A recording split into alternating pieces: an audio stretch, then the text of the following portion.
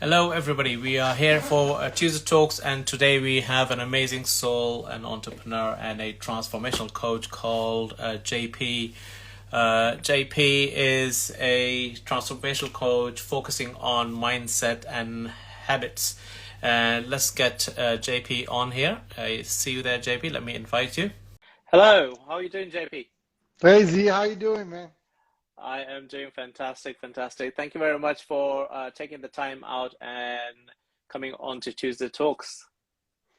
Yeah, it's a pleasure and an honor to be with you. I appreciate what you're doing. I love your guest list, and it's pretty fascinating.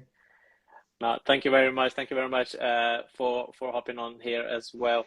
So I've done a very short introduction for you, but you're the best person to expand onto it and let us know who you are, what you do, and the biggest question that will start all this will be, why do you do it, JP? Yeah, right. So, yeah, my name is JP. I'm a transformation coach. I help people unbound some boundaries. Uh, the reason I did it, it started out like I think everyone, we do the work on ourselves, and then it feels so good that we start helping other people. And we want other people to experience the same thing that we've experienced, right? So, I went through maybe a decade-long battle with chronic pain, and I think it's safe to say words like neuroplasticity and epigenetics might resonate with your group. So people like Dr. Joe and Bruce Lipton come to mind as some of the teachers and mentors that helped me along my way.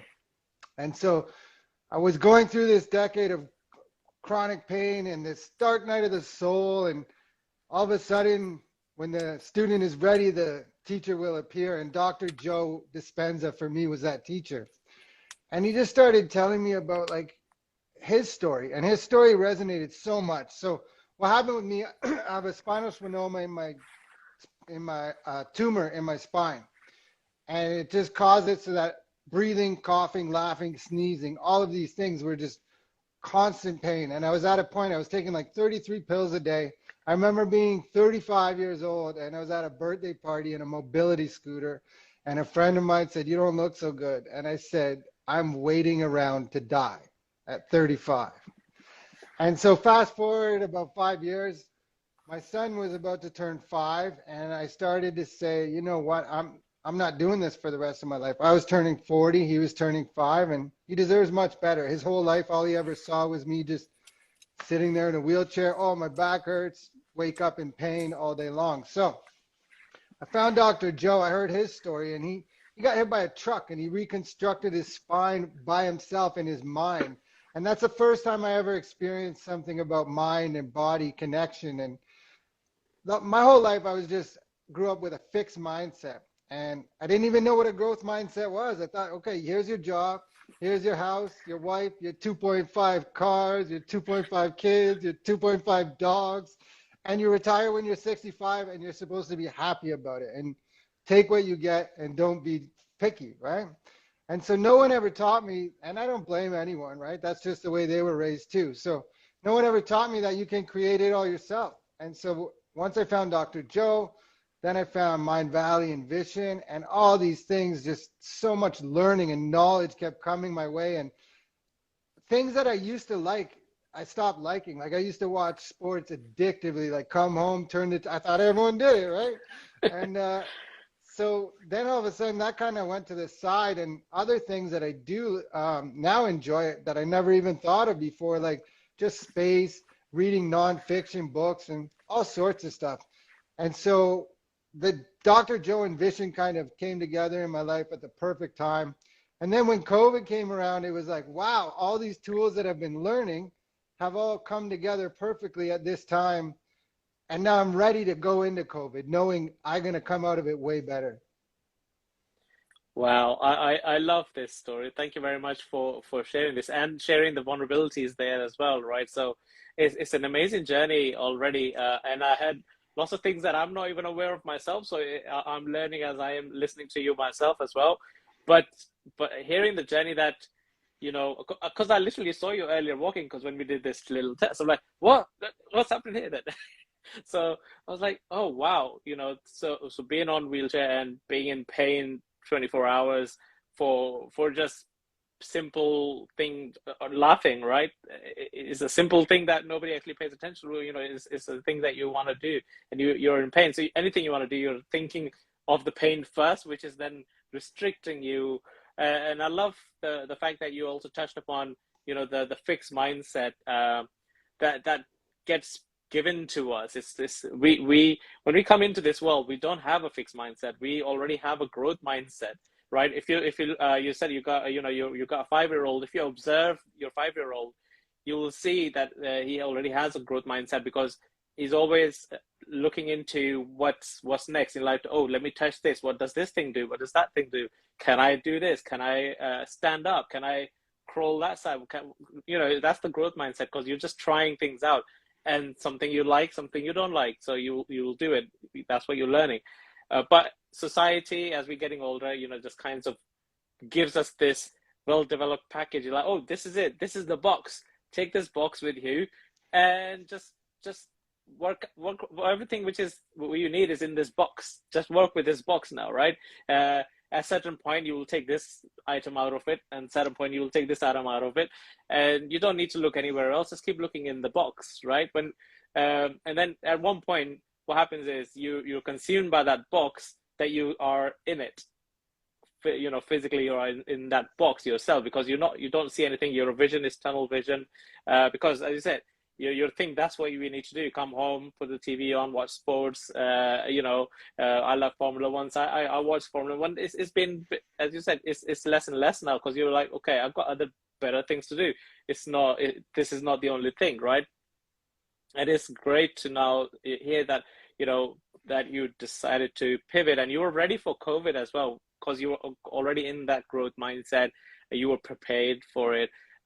So take us through that journey of that pivotal moment when Dr. Joe came in your life and vision.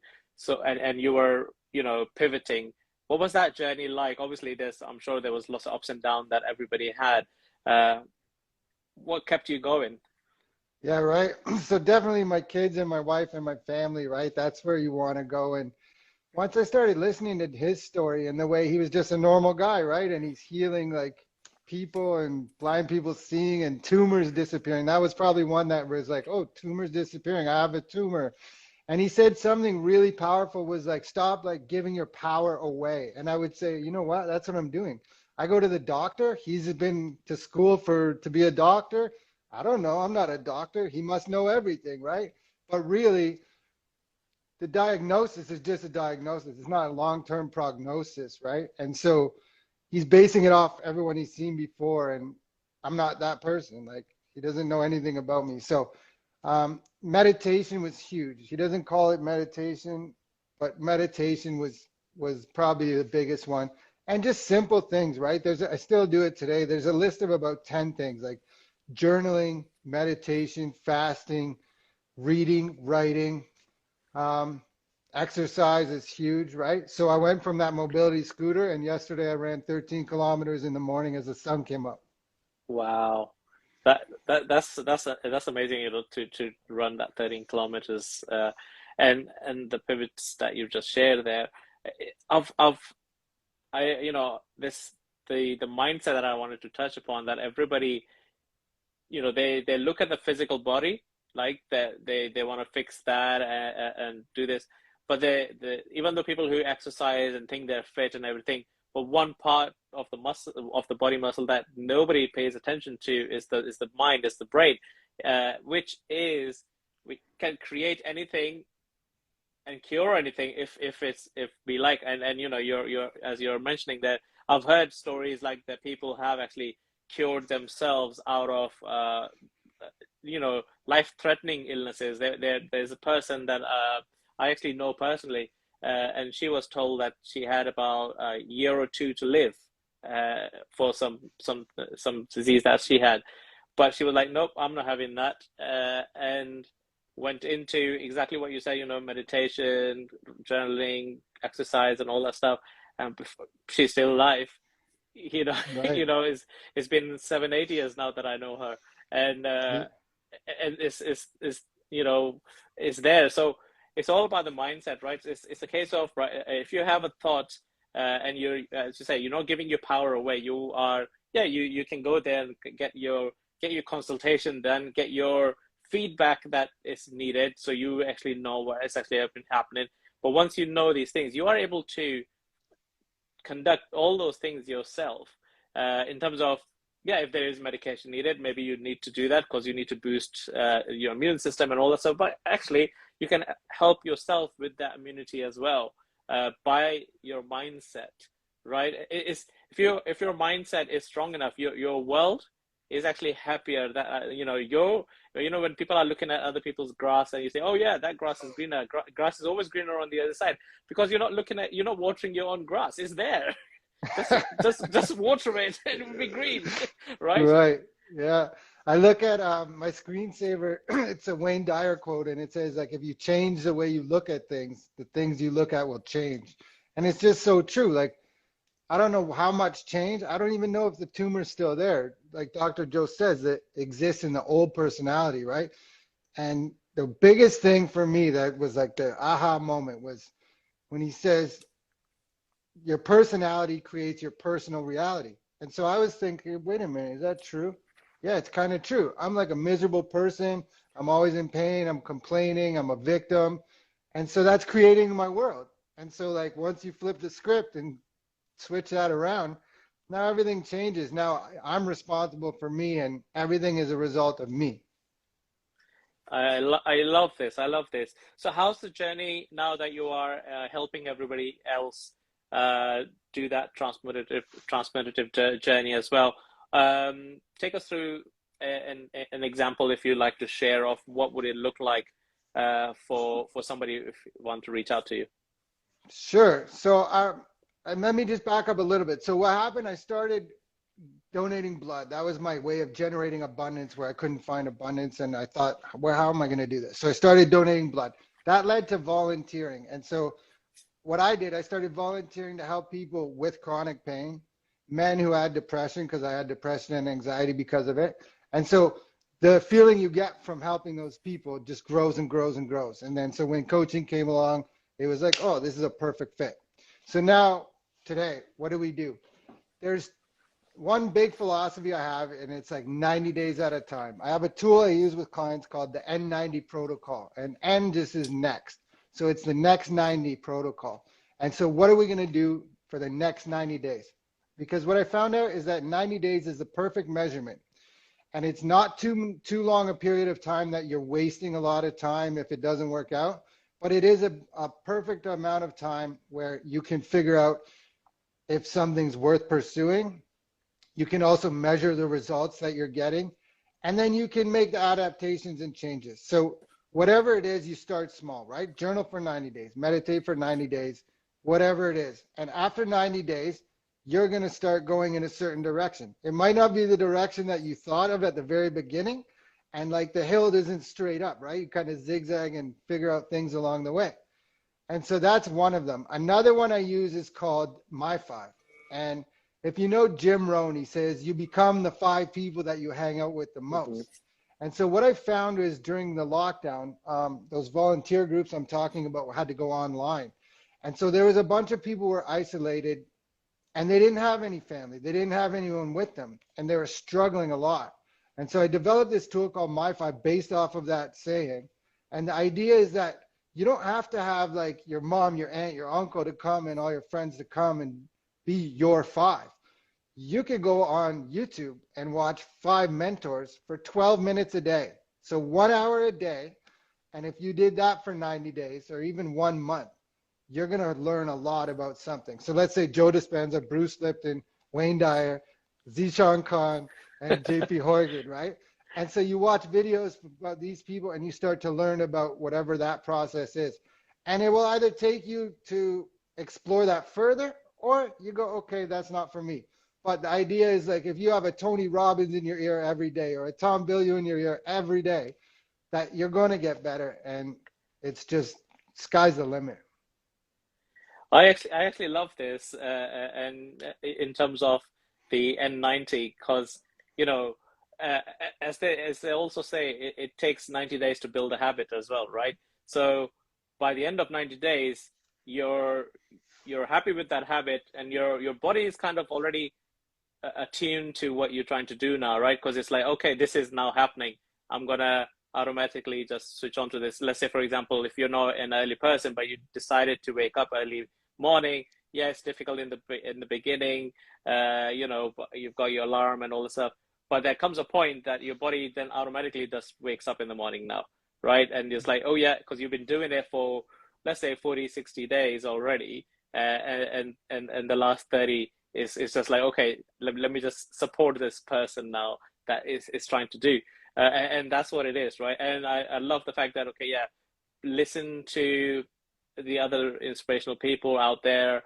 You know, for 12 minutes, it's not a lot. I mean, that's you know, that's quite easy to do, and yeah, a lot of people, I think it was tough during the pandemic and COVID, people who had no one, and it was new for them, where they just had to be indoors and could not do anything. You know, you can watch TV so much, and then you even you get bored out of the TV. Like, what's next, right? Yeah, you can only watch so many Netflix shows before you start getting bored of it, right? And so yeah, it becomes it's kind of like just training a muscle or just exercising, right? Like you train it up, but you can do that with your mind as well, right? And so one thing you just reminded me when you said about changing your time you wake up is like I was at a point where I would wake up and be like, yeah, just go back to sleep. I'm sure lots of people do it, right? Like it's nice and warm. Let's just stay under the cover. And like, so a thing that I've learned, and it's definitely not for everybody, but I tell my mind to shut up all the time. Like those runs that I tell you I go on, it's like every other day. And every time we've been doing this for like 4 years now, and still my mind will say, you can't do this. You can't finish this. You're not going to be able to do that. And it's like, shut up. But, and every time you still finish it, right? So it's just like mind over matter. And like your brain just wants you to keep you safe. So knowing how your brain works, these kind of things help you because now you can not do an end around, but you can say, okay, well, my brain's just trying to do what it does. I don't really want to stay in bed. I would rather feel better if I get up and go for a run, right? Mhm. Yeah, I actually that's actually a good point there, right? Because the brain will always try to do the default thing. It's trying to protect you. It's trying to like, oh no, just you know, takes you back to the comfort zone that is so familiar to it. Um, but no fault of the brain. Brain loves pattern. That's all it is, and the way it loves it because it can then make sense of things that is happening around it, right? And it loves continuity as well. So if you've been doing something, or if you've been taking one, so let's say if you walk to the work or office or whatever, and you take one same street every time, as soon as you change your direction, your brain's in a panic mode, right? And it will be like, where are we going? Are we lost? And you know, it will come up with all these things, and the next day it will actually slow you down because you might not want to wake up because you will think, I don't know if you're going to the office in the same route or the new route. So it's like, I'm not too sure. So I'm going to just tell you to sit home today, right? And that's what the feeling you get. I'm like, yeah, I don't want to do this, right? I think I'll just stay home. Yeah. And it's not that it's like that you want to, it just feels familiar because that's what you've always done, right? It's like, what's that book or that, you know, the hero's journey for like Joseph Campbell, where like you leave the ordinary world, you hear a call, and then you refuse the call, and then you get a.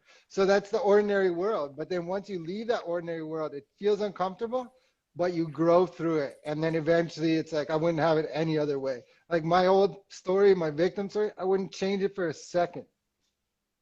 I love this, love this. So take us through obviously what your routine is now at the moment, because you said you do your meditation and journaling and all that stuff. What does your day look like at the moment? I'm sure it Sure. varies every time, but if you had to, what's the perfect day looks like? Yeah. The beginning is pretty much the same. So the first thing, definitely, I will open my eyes and just say thank you, thank you, thank you 3 times. I go through my affirmations list. I go through segment intending, kind of like what I have to do that day, who do I have to meet, where I'm going, and I send love and light to all those people in all those situations. I've already been in this meeting. um, and then after I do that, I roll out of bed, do some push-ups, do a little sit-up routine, go downstairs, read. And I love the fact that my kids come down and see me reading every morning. I think it's so beneficial for them. And then once they get ready for their day, I kind of do a bit of journaling, a bit of writing, and then get to it. Whatever has to be done. Some days, like you said, are different than others. Um, however the calendar looks that day. That's actually good. And is there a routine for closing down your day as well? Is it similar? Yeah, it's very similar. It's so I meditate in the morning, and then at nighttime I'll meditate again, and then I'll go through those same affirmations. And I find the way you go to sleep at night is the way you wake up. And so if you're ever thinking like distracting thoughts or negative thoughts and crisis or whatever, if that's how you go to bed at night, you're going to wake up that feeling that same thoughts. And so we try to switch it around and put those affirmations to work. And I That's actually, you actually, know what? I do auto yeah. hypnosis too. Just listening to these audios. I don't know. There's a guy named Michael Seeley, and there's another YouTube channel called Progressive Hypnosis, and it's just a calming, nice little go to sleep. Oh, that's actually nice. And people listening to it now recommend to check it out because actually what I've noticed, and you're 100% correct there, the way if we had taken our worries with us to sleep, to uh, and that's where you wake up all panicky. Sometimes you don't go to sleep properly. When people say, "Oh, I didn't sleep well," and it's just because your brain was trying to fix all those problems while you were trying to rest. It was working all that time, and then when it was working, you woken up tired already, even though you were in bed for, let's say, 5 6 hours, right? And you wake up tired, and it's just because your brain's on overdrive trying to fix everything before you wake up.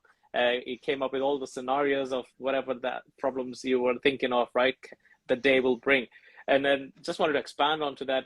The problems are only there if you think they are a problem. I mean, I've removed the word problem from my vocabulary. There are no problems out there. It's only challenges and obstacles. And what challenges and obstacle trigger my brain is with my mindset would be if it's a challenge, it can be overcome. If it's an obstacle, that can be overcome as well, right? So I'm not a mathematician, so I'm not looking at a problem. So I'm not problem needs to be solved, right? So whereas challenges and obstacle, I can overcome. So I am taking charge of it and seeing how can I overcome it now. So my brain is already like thinking, okay, what is this, and let's look at it and overcome it. What is the way around it? As you said, if I'm climbing the hill, what rocks I need to step on to see that rock doesn't slip, right? Yeah, no, it's perfect. It's a good way to look at it, right? Because one will automatically throw you into a certain mode, and instead of reacting, it's like, okay, let's figure out how to fix this challenge, obstacle, opportunity, instead of if it's a problem, then oh, okay, right away your mind is going the wrong way. Yeah, no, exactly. So I tend to, I've removed that word already. So if I'm conscious about saying this here, if I hear it as well, I when I'm repeating that word, I change. I never say I never say problem to it. I'm like, yeah, it's a challenge or an obstacle, which then my brain recognizes and I'll try to overcome it and map it out. I mean, I love that, I have a blueprint that I live by. So it's a design of where I see myself and, where I want it to be and how it should look like. Now, that's not going to 100% happen, right? If it's that ever be, but it's a blueprint of what it should look like, right? Let's say when you're building a house, you get an architect to do a blueprint of that house, right? So at that house, then it shows you the blueprint, and you're like, yeah, okay, yeah, we want the windows here, the door here, electric outlets are here, and back door is going to be there. The garden should look like this. That is just on paper at the moment, right? And then you get the other people that come around and build that for you, and that's where the obstacles and challenges come along, right? Because you might not have the right tools. They might not have the right tools. The tools they need are not available, or the materials are not available. So all that happens, right? And that's the part of the life that you go with. But you have the blueprint there still, right? If you want to whilst you're on that journey, you can make alterations now according to what's in front of you. What are your thoughts onto that?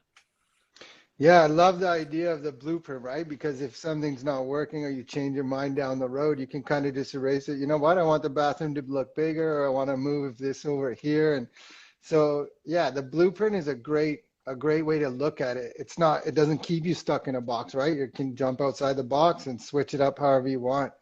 I think a part of, I guess we're all peak performers, and a part of that is just the consistency of doing the same thing over and over again. Like there's a lot of boredom in it, right? It sounds fascinating in a quick 5-minute talk, but it's not. It's just everyday, consistent, small steps.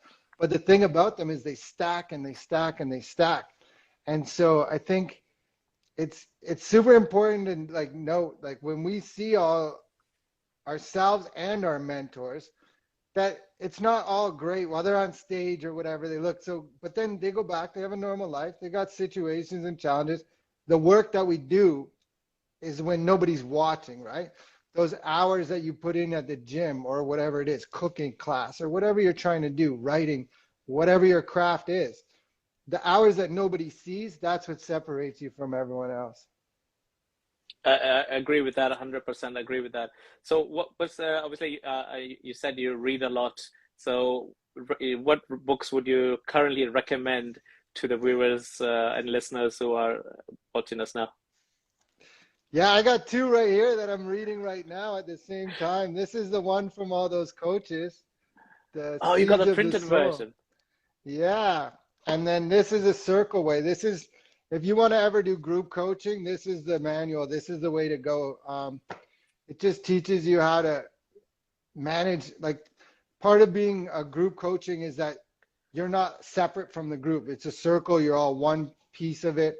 And so that's the manual. But yeah, you got books like Think and Grow Rich that you keep reading over and over again. So it's probably time to read that one again. Mandela, A Long Walk to Freedom is a really good one because it seems to be a metaphor for not only his life, but my life as well. I like that. Those are a very good recommendation. And the one you had, the Soup for Soul, Yeah. that's Yes. actually that's actually good. I'll be looking at it, but I couldn't find the printed version. Yeah, Yeah, I and think it depends on the country you live in. I know there's different codes for different countries. yeah, there's only a Kindle version in the UK.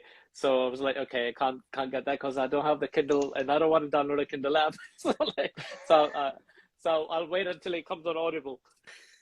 Yeah, maybe you're gonna write a story in the second one. There's a second and third one underway right now. Oh yeah, yes. Yeah. Who knows? Fingers crossed. Let's see. Let's see.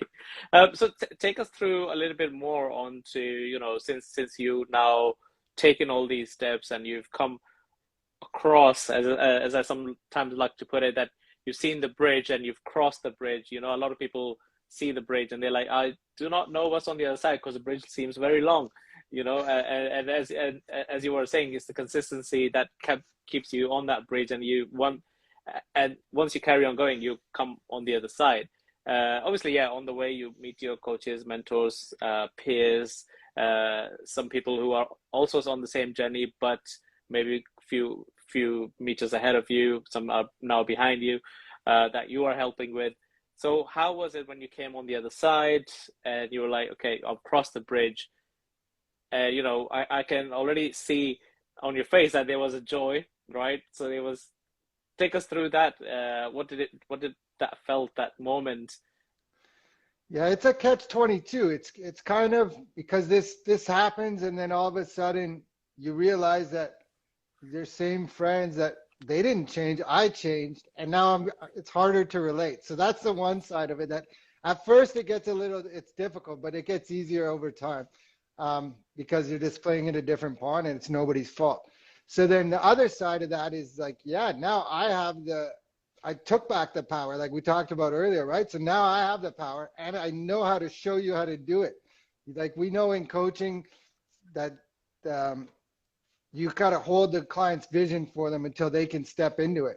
But I know for sure that I can do that because of my personal experience. It's not because of anything I read in a book. It's based on my own measurements, my own experience, and now I can share that with other people.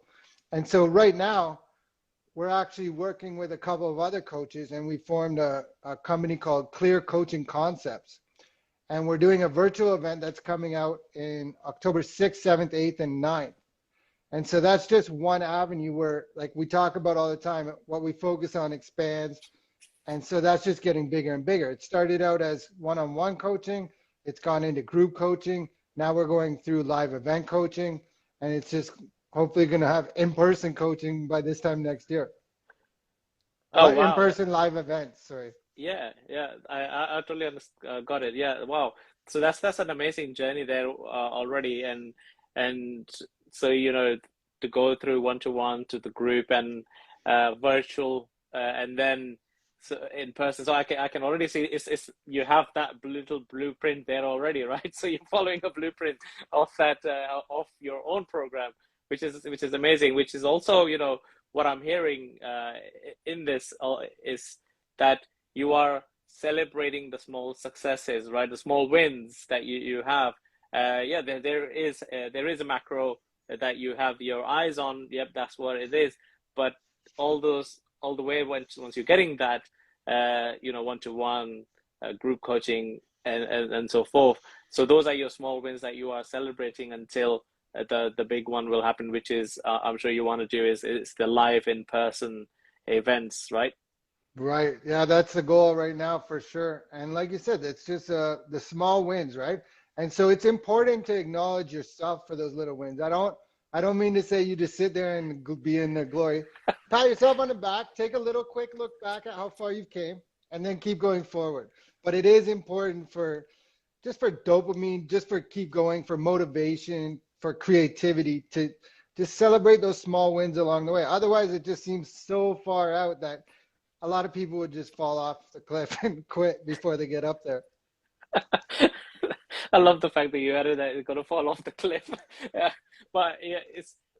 I mean, I don't do a lot of hill climbing, but what I've seen when the people are climbing up, when they take those little breaks, that is basically yeah, in a way they're resting because they need to recharge their muscles. Like, okay, give them a rest, but they are also celebrating how far they come up on the hill, right? Because they are looking back down and like, okay, we've climbed quite a lot, and then celebrating that, which also then, as you said, dopamine to then continue, uh, and gives yourself that rest of, I mean, I like to call it the me time, also, to take that, yeah, as you said, don't sit in your glory and all that stuff, but you can take that 5 minute of your me time, right? Okay, sit somewhere, get yourself whatever drink that you wanted to fix yourself, get yourself the drink or whatever that is. Take that walk that you prefer to take if you like walking, do that, whatever that is, just for yourself,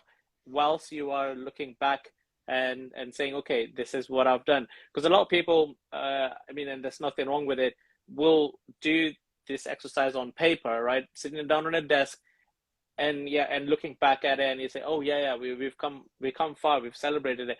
But what's happening here is, again, we're talking about the biggest muscle in your body, the brain, is not having that change. It's still seeing you on that same, even though you acknowledge that, yep, we come so far here, but you've not celebrated it, right? So it's not acknowledged as, oh yeah, there's a big win. Why do we have these prize givings for children? Why do we have these events for as an adults as well, right? Oh, we're gonna give you this prize for you come. It's to acknowledge, and it's to also register in your brain that, oh, I have come to a destination, right? I've celebrated a destination, and it's just a stop. My journey is still going. I'm on a track that is going to stay, and I'm going to continue. But I'm at a station now. Everybody's resting. I'm going to celebrate, take that walk, whatever helps you to be. If you're a spa person, go to the spa, celebrate. But then the next day you're going to be back on that train and continue, right? Yeah, for sure. It is so important to rest because you're just otherwise you're going to burn out everybody, right? There's nobody in the world that's immune to this. So in order along the way, take those breaks, like you're saying, acknowledge yourself, but also the rest part is crucial because yeah, you can go hard for however long. But if you don't stop, rest, like your body needs the rest, repair, and just a change of environment to like reset, refresh, re-energize, and then you come back stronger and better the next time. So yeah, I totally agree.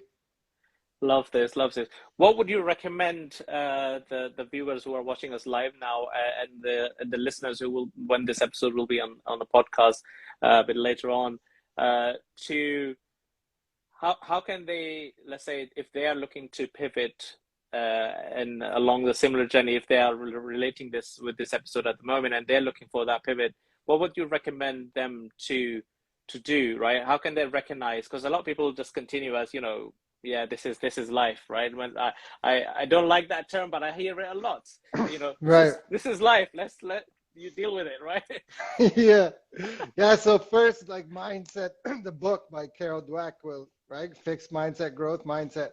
But awareness is the key. Like if you don't know what's happening or you don't know that it's anything can be different, you don't know. Like you just awareness is the key. So introspection, like what did I do today? What do I want? That's the first one is probably what do I want? Because you can have anything you want, but a lot of people just don't think that they either deserve it or they can get it or whatever it is. And so like I think I talked about this with you maybe before where like the past is fine, right? And people have trauma and stories and whatever. And that's cool. That's great. We need to respect it. We need to embrace it. We need to integrate it. But now what? Right? So wherever you are today in your life, you can start right now and make a plan for the future, right? What do you want? What will make you happy? Not other people, not your parents, your family. What will make you happy? What do you want? What did you want when you were a kid? Those kind of things. Like, what made you happy when you were a kid? What did you want to do when you grew up until society whipped it out of you, right? I love this actually, yeah, and it is so true that you know is the awareness is needed there. If so, it'd be a case of saying, you know, if you're feeling that there's more to life, because that's how I was feeling in my corporate world. I'm still in the corporate world, but I am now more aware. And what I have done is, as you said, when my pivotal moment happened, there was lots of things I was doing already without knowing, right? So because my spiritual journey and everything, awareness came a bit later, but there was lots of little steps that I had already been doing, which a lot of people when they actually meet me in person, let's say, would say, you know, why, how come you always have this massive smile on your face, right? They always see this massive smile on my face. They're like, you know, why why are you so happy? What was the, and everybody just like kind of it disturbs everybody else. I'm like, well, I don't have no reason to be sad about. Yeah, there are, as I said, you know, there are obstacles, there are challenges, yeah, and those times there were problems as well. But I was aware of all those things. But I was aware of it, but I wasn't doing anything because again, I was just looking in the box. I was handed this box, and then everything's in that box for you, guys. Go on then, Zishan. This is the box. It's in there. I'm like, okay, everything's in my box. You know, I'll finish my school. I'll finish my uni. Everything is there now. I've been given this. Right, let's go out in the world with it. So, but I had I'm a very playful person, very lighthearted. I always say to everybody, my threshold for getting upset is very high. Somebody has to be very, very bad and mean to me to get me upset, right? So if somebody just like nudges me or anything, I'll be like, yeah, okay, you know, it's fine. We all have our things, so whatever. So nothing happened there. But mindset was what I've realized that it was my mindset that kept that level of uh, awareness around me and excitement and everything because I'll find everything exciting, you know, because you know my family just goes, oh, everything as little I'll get excited about it. Like, oh wow, you know, something is like this neon green glass that I'm holding. When I saw this, I had to buy it. I'm like, oh wow, neon green glass it's gonna glow in the dark and all that stuff. It didn't, but you know, I was happy about it, so I bought it. So it's those little things that count. And what I say is, if you look after your little habits and little things, all the big things in life will look after themselves, because it's the little things that count, that you are doing to your journey from here to work. If you're not appreciating that little things that which are happening, yeah, there might be some things you might find miserable person that just doesn't want to move and it's in your way. Hey, I can go around that person. That's not the end of the world for me, right? But by the time I come to work, I might be a little bit tired because I had to take a detour of going around that person, or maybe a few times, and but that's fine. But I'm at work, right? And that's what counted. I never let anything get me down, and I still don't. If I'm looking at it, I'm like, oh, okay, that's fine. Right. I'm not just, for me, it's a case of, oh yeah, it things happening around me does not define me, right? It's not happening to me. There are things happening around me, and I'm still going ahead. Okay, yeah, if it affects me, I'll look at it. Right, okay, right now I'm aware of it. Next time, this is not going to happen. Right. Yeah, you're in England, right? So Shakespeare said it in Hamlet about um, a thing is neither good or bad, but thinking makes it so. And it's just like that, right? We attach meaning to things. Like things are just happening. And like the best example I always use is like you're in a car and someone cuts you off. You can either get mad and angry because that person cut you off. That person probably has no idea that they cut you off and that you're angry. You could think, oh man, I hope that guy's okay, or maybe he's on his way to the hospital, right? And so the same event happened, the car cut you off. Or you could say, like, oh man, I used to be in a hurry like that guy. I'm so glad I'm not in a hurry anymore. But like the same thing's happening, right? And it's just you're attaching a meaning to it. So yeah, totally agree. There's something you said there that's a couple synchronicities. When you were talking about taking you across the bridge, I was writing about this earlier.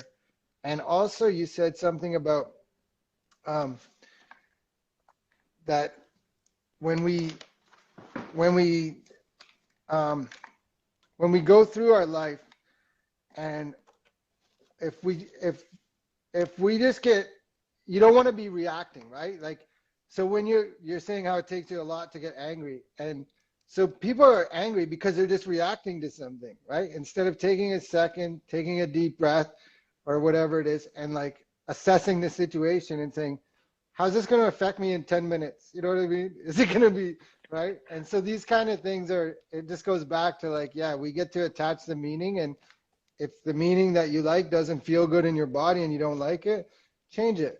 Change the meaning, because you can do that. Exactly, exactly. 100%, I agree with that.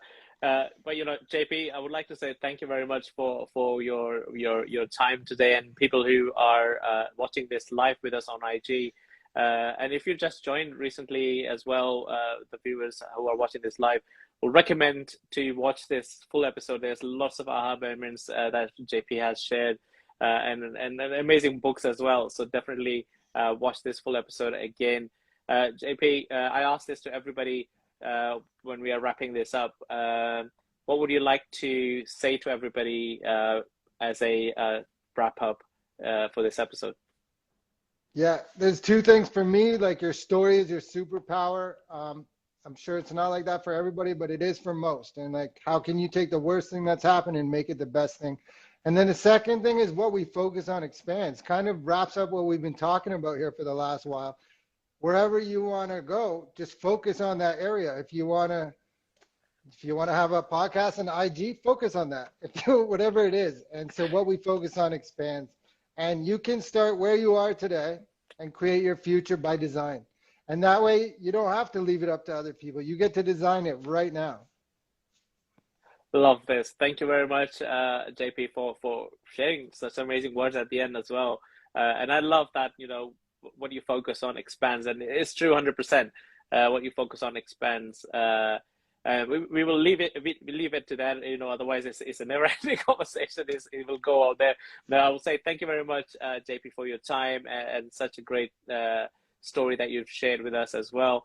And everybody here, if you had a spark today by listening to us and from this episode, it's now our duty to share this episode with somebody else to create that spark as well. And if somebody's just appeared in your mind or thought whilst you were listening to this, I urge you to share this episode with that person, because if you had a spark, it might create a spark in them as well. And we don't know who's been, who's woken up or gone to bed thinking of a better day. And we all need that spark and to start the engine and get the car going. So it might spark and start their engine as well. So share the episode with whomever you're thinking of, or tag the person in this episode here. JP, thank you very much for your time, and thank you very much everybody else. We'll see everybody next Tuesday. Bye bye.